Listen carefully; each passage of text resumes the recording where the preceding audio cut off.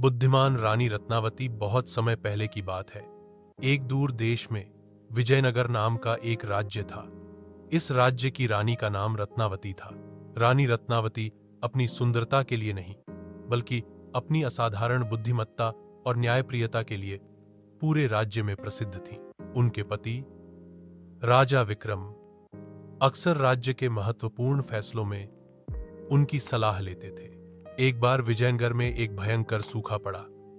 नदियां सूख गईं, खेत बंजर हो गए और लोग पानी की कमी से त्रस्त थे। राजा विक्रम बहुत चिंतित थे। उन्होंने कई विद्वानों और मंत्रियों से सलाह ली, लेकिन कोई समाधान नहीं मिला। ऐसे में रानी रत्नावती ने एक योजना बनाई।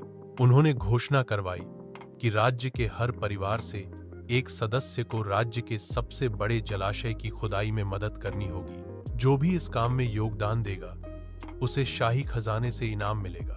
कुछ लोगों ने सोचा कि यह व्यर्थ का प्रयास है, क्योंकि बारिश होने वाली नहीं थी, लेकिन रानी के आदेश का पालन किया गया। हजारों लोगों ने मिलकर जलाशय की खुदाई शुरू की। रानी रत्नावती खुद हर दिन काम का निरीक्षण करती थीं और लोगों का उत्साह बढ़ाती थीं। धीरे धीरे जलाशय की गहराई बढ़ने लगी। महीनों की कड़ी मेहनत के बाद उन्होंने एक बहुत बड़ा जलाशय खोद लिया। अभी भी बारिश नहीं हुई थी, लेकिन रानी ने एक और घोषणा की।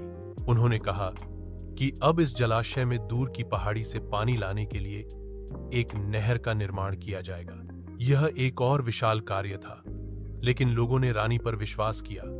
जैसे ही नहर का काम पूरा हुआ और पानी जलाशय में आने लगा, एक चमत्कार हुआ। उसी रात मूसलाधार बारिश शुरू हो गई।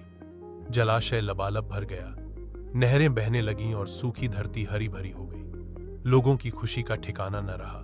रानी रत्नावती की दूरदर्शिता और बुद्धिमत्ता ने विजयनगर को एक बड़े संकट से बचा लिया था। उन्होंने न केवल पानी की समस्या का समाधान किया, बल्कि लोगों को एक साथ मिलकर काम करने और मुश्किल समय में उम्मीद न छोड़ने का महत्व भी सिखाया। विजयनगर के लोग हमेशा रानी रत्नावती को उनकी बुद्धिमत्ता और दयालुता के लिए याद करते रहे। यह कहानी आपको कैसी लगी? क्या आप कोई और कहानी सुनना चाहेंगे?